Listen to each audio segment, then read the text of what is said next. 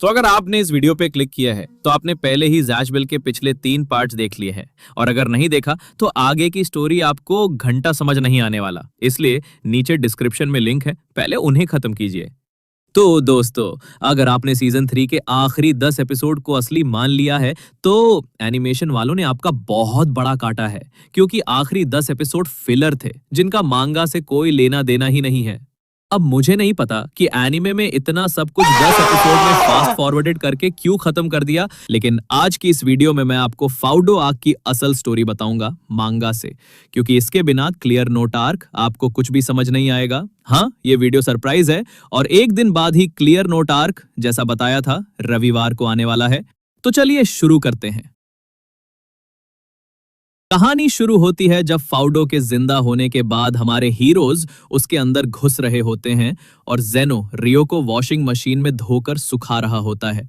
रियो अपनी सबसे strong form में ट्रांसफॉर्म भी होता है, लेकिन जेनो के लिए वो एक चींटी के बराबर होता है। रियो का सबसे स्ट्रॉन्ग अटैक भी जेनो रोक लेता है और उसे हराकर फाउडो को कंट्रोल करने वाला जेम छीन लेता है।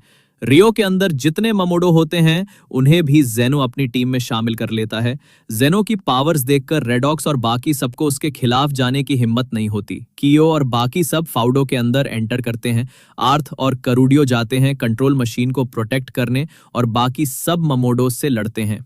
एनिमे में जो सवाल पूछने वाला जोकर ममोडो था, मांगा में वही बहुत स्ट्रांग होता है और उसके साथ जबरदस्त फाइट होती है वॉनरे की। तिया और मेगुमी पीछे से हीलिंग स्पेल्स के जरिए सपोर्ट दे रहे होते हैं, जिससे वॉनरे उसे हरा तो देता है, लेकिन हमारे हड्डीमान के पास होता है सेल्फ डिस्ट्रक्शन।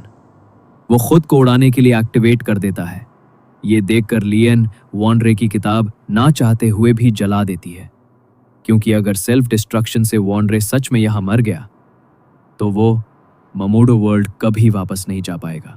लेकिन जिंदा हड्डी और भी घटिया चाल चलता है। लियन और बाकी सबको भी अपने साथ मरवाना चाहता है, लेकिन तभी वॉनरे भाई साहब को आता है भयंकर गुस्सा। वो ममोडो वर्ल्ड लौटने से पहले ही हड्डी की हर एक हड्डी तोड़कर अलविदा लेता है। हाँ, एनिमे में ये रेडॉक्स के साथ फाइट थी, लेकिन मांगा में ये पूरा सीन अलग होता है। इसके बाद सामने आते हैं फैंगो और ज़ारुचीम। हाँ भाई, एनिमे में जिडन था, लेकिन मांगा में उसकी जगह आता है ज़ारुचीम। ज़ारुचीम के साथ होती है रिया की जबरदस्त लड़ाई। ज़ारुचीम यूज करता है अपना फाइनल अल्टीमेट अटैक, जिससे रिया की किताब जल जाती है।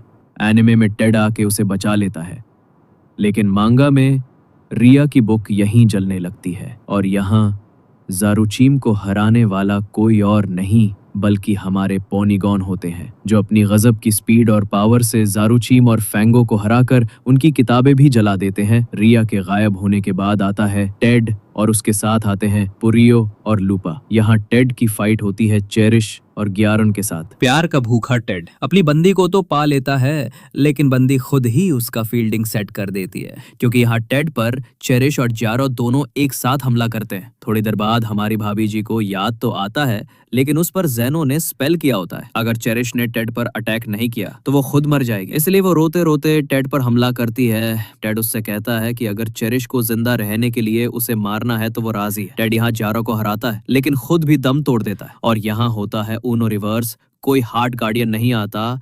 चेरिश तो बच जाती है, लेकिन टेड की किताब जल जाती है। दूसरी ओर फिर से कांचोमे और जैज के सामने आता है कीथ और ये दोनों फिर से रेडी हो जाते हैं फाइट के लिए। दूसरी ओर दिखाया जाता है डॉक्टर रिडल्स को। जी हाँ, वही हैं जिन्होंने टेड, ब्रागो और बारी को बैकअप के लिए लाया है। यहाँ पर बारी सीधे हेलीकॉप्टर से उड़कर एक अलग ही ऑरा के साथ कीथ के सामने लैंड करता है। आप नोटिस करोगे कि बारी का एक हॉर्न गायब है और ये हॉर्न कैसे गया ये हमें आगे पता चलेगा। कीथ और बारी पहले से राइवल थे, तो दोनों ही तैयार हो जाते हैं फाइट के लिए। कीथ पहले फाउडो का एक गार्डियन भेजता है जैज को खत्म करने के लिए, लेकिन बारी एक ही पंच में उस गार्डियन की हवा निकाल देता है और फिर शुरू होती है बारी और कीथ की लड़ाई, जिसको हराने के लिए जैज को इतनी मेहनत करना पड़ रहा था। बारी उसे कपड़े की तरह धो देता है। कीथ हारने के बाद फाउडो की पावर लेकर बारी पर भारी पड़ने लगता है। सबको लगता है कि बारी अब हार जाएगा, लेकिन तभी उसका पार्टनर गुस्ताफ कहता है। कुछ दिन पहले बारी की फाइट होती है एल्जाडोर से, एक ड्रैगन जिसका पावर और स्ट्रेंथ अलग ही लेवल पर होता है।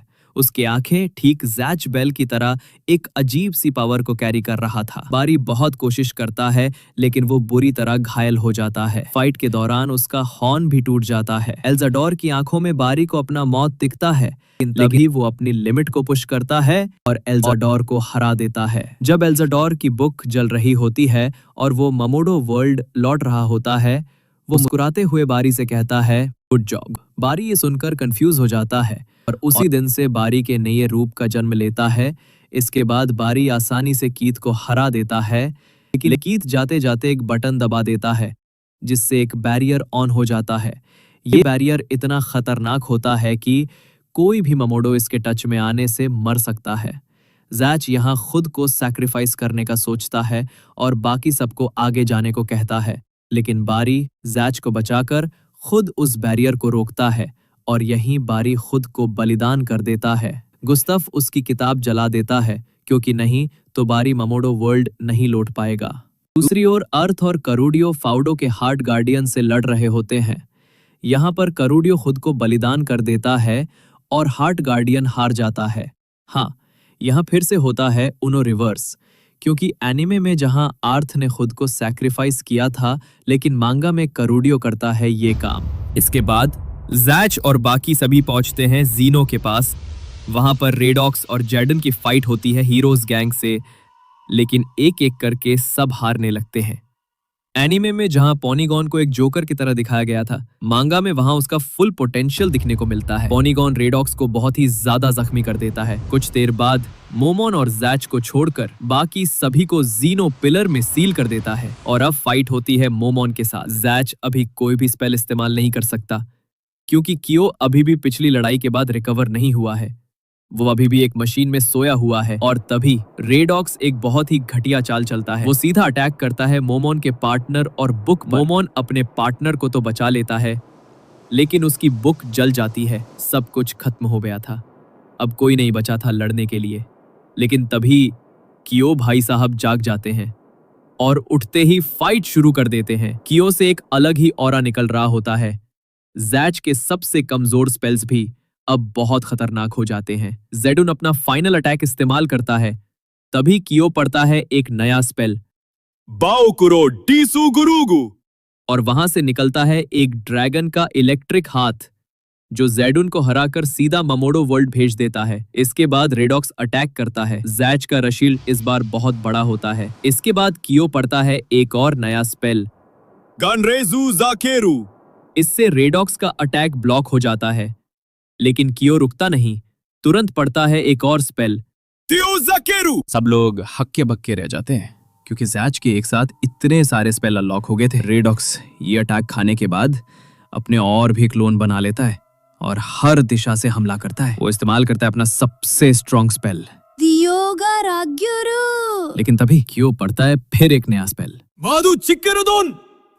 जैच का ये अटैक न सिर्फ रेडॉक्स के सबसे ताकतवर स्पेल को नलिफाई करता है, बल्कि उसे कैप्चर भी कर लेता है जैसे कोई मैग्नेट। और फिर साकेरुगा। जैच का ये पावरफुल अटैक रेडॉक्स को पूरी तरह हरा देता है। और इसके बाद शुरू होता है वो मोड जहां शुरू होती है जैच और जेनो के बीच की घमासान लड़ाई। जेनो रिवील करता है कि जैच उसका ट्विन ब्रदर है और बाय बर्थ जेनो जैच का बड़ा भाई है। जेनो जैच से इसलिए नफरत करता है क्योंकि उनके पिता ने बाओ की ताकत जेनो को नहीं दी, बल्कि एक कमजोर और मासूम जैच को दे दी। जेनो चिल्लाता है, जैच तू इस लायक था ही नहीं।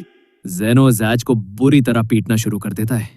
वो अपने स्पेल सोरुदो जाकेरोगा से एक इलेक्ट्रिक तलवार बनाता है और सीधे जैच पर वार करता है। जैच घायल हो जाता है। फिर आता है जैच बेल एनिमे का सबसे बड़ा खुलासा। जेनो बताता है कि उनके फादर ही अभी ममोडो वर्ल्ड के राजा है। जैच को यकीन ही नहीं होता कि इतने मासूम ममोडो को आपस में लड़ाने के पीछे उसके बाप का ही हाथ है। फिर से जैच और जेनो के बीच लड़ाई शुरू हो जाती है। एक अटैक सीधा कियो को लगता है और वो भी घायल हो जाता है, लेकिन भाई रुकता नहीं। और अगर ये फाइट ठीक से एनिमेट होती ना, तो शायद आज के टॉप 10 एनिमे बैटल में इसका नाम होता। हमें जेनो का पास्ट दिखाया जाता है, जहां उसे दर्दनाक ट्रेनिंग से गुजरना पड़ता था। उसे गुस्सा था कि उसे बाव नहीं मिला। उसे लगता था जैच कभी किंग बनने की रेस में नहीं आएगा, इसलिए वो सोचता है मैं ही अगला राजा बनूंगा। पर जब उसे पता चला जैच भी पार्टिसिपेट करेगा, तब उसके अंदर की नफरत आसमान छू गई। जेनो जैच को बाओ स्पेल यूज करने के लिए फोर्स करता है और कियो आखिरकार पढ़ता है सबसे स्ट्रॉन्गेस्ट स्पेल बाओ जाकेरुगा। लेकिन ये बाओ कुछ अलग ही रूप में निकलता है। इसका पावर लेवल इतना ज्यादा होता है कि जैच खुद भी संभाल नहीं पाता। उसकी पूरी बॉडी ब्लैक हो जाती है। जेनो खुद सोचता है, शायद मैं भी इस पावर को हैंडल नहीं कर पाता। जेनो अपना स्ट्रॉन्गेस्ट मूव इस्तेमाल करता है। दोनों अटैक आपस में टकराते हैं और फिर दोनों डिसअपियर हो जाते हैं। जैच हिल तक नहीं पाता। जेनो उसे मारने ही वाला होता है, तभी वहां आता है पुरियो। वो कियो और जैच को बचा लेता है। जेनो उस पर हमला करता है, पर दूर से स्नाइपर कवर देती है चेरिश। वो अपनी स्नाइपर स्पेल से सबको पिलर से छुड़ा लेती है, पर जेनो उसे हराकर सीधा ममोडो वर्ल्ड भेज देता है। अब उठती है टिया और सबको हील करना शुरू करती है, लेकिन जैच नहीं उठ रहा था। जेनो अब सबको एक साथ खत्म करने के लिए अपना सबसे ताकतवर स्पेल फिर से इस्तेमाल करता है। टिया न्यू स्पेल अनलॉक करती है। वो बनाती है एक विशाल शील्ड जो सबको बचा लेता है। जेनो का पार्टनर अब हार्ट एनर्जी खो बैठता है। तभी जेनो बुलाता है रेडॉक्स को। हाँ भाई, वो अब तक चुपचाप रेस्ट ले रहा था। अब वो फॉडो की ताकत से हील होकर वापस आता है। सब लोग डर जाते हैं क्योंकि अब किसी के पास रेडॉक्स से लड़ने की ताकत नहीं बची था। लेकिन तभी रेडॉक्स जीनो को धोखा देता है। वो खुद कहता है, जीनो का गुलाम बनकर मैं नहीं रहूंगा, और सीधा हमला करता है जीनो पर। उसे पता था शायद मैं मर जाऊं, लेकिन आजाद मरूंगा। वो अपना स्ट्रॉन्गेस्ट स्पेल इस्तेमाल करता है। चीता उसकी बुक जला देती है ताकि रेडॉक्स ममोडो वर्ल्ड वापस लौट जाए, ना कि जीनो के हाथों मारा जाए।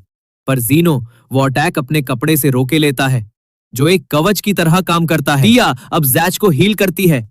बाकी सभी जीनो पर अटैक करते हैं ताकि जैच को टाइम मिल सके। सबको पता था जीनो को हराना नामुमकिन है, और सच में सब घायल हो जाते हैं। तभी हमारे पिकाचू लिनियज के लौंडा जैच जाग जाता है। यूनो! जीनो हक्का बक्का रह जाता है, क्योंकि यूनो एक रॉयल वर्ड होता है जो जैच बचपन में बोला करता था। अब देखो, मंगा में इसका मतलब तो नहीं बताया गया, पर मैं बताता हूं।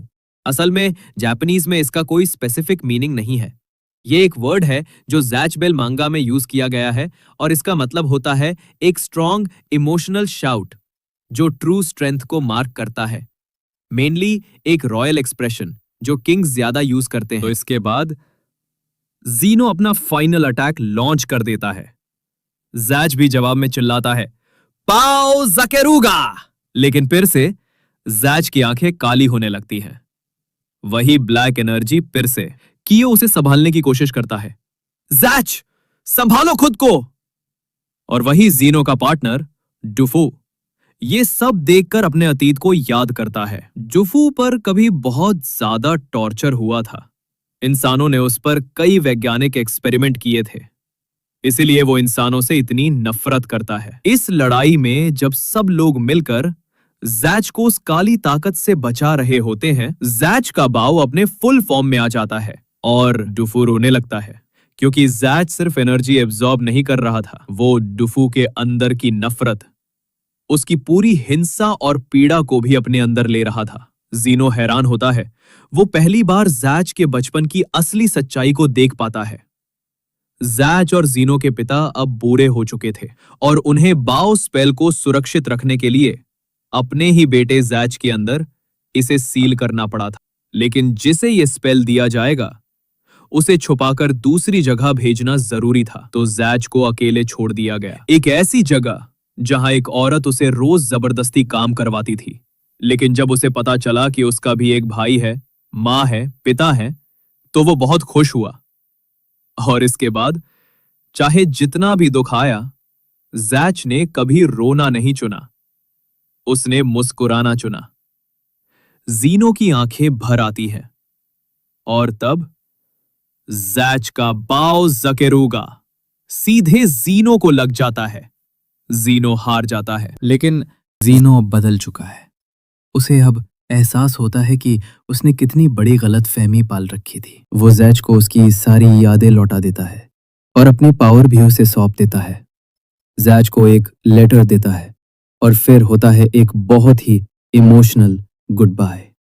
जीनो चला जाता है और फिर सब लोग फाउडो से बाहर निकल आते हैं, जहां ब्रागो अब भी फाउडो से लड़ रहा होता है।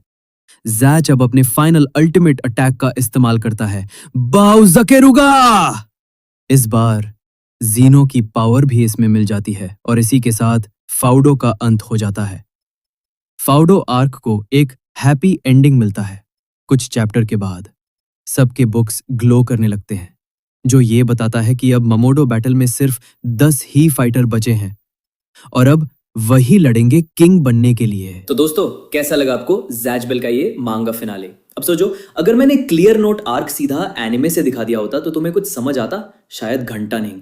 तो जल्दी से इस वीडियो पे एक लाइक ठोक दो और सब्सक्राइब की घंटी नहीं बजाई तो अगली बार ज़ैच बेल अपना स्पेल तुम्हारे ऊपर ही कास्ट कर देगा। तो अभी के लिए गुड बाय। ओटाको ज्ञानी साइनिंग ऑफ।